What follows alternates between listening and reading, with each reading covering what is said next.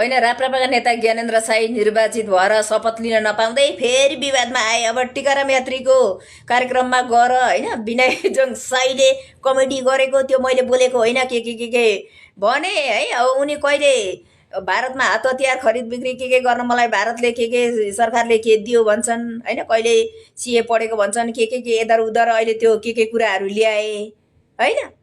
अनि विनयजङ बस्नेतले फेरि पत्रकार सम्मेलन गरेर भण्डाफोर गरिहाले। त्यो खुट्टा भाँचिएको पनि होइन, नाटक हो त्यो। मेरो भाइहरूसँग गएर बसेको मात्रै हो भारत, त्यसले पढेको पनि होइन। इधर उधर हेर त, अब व्यक्तिगत कुरा है, परेन त फसाद भन्या। अब फेरि फोनै गरेर लाइभ गरेर उहाँ फोनमा पनि सुनाइरहेछन्।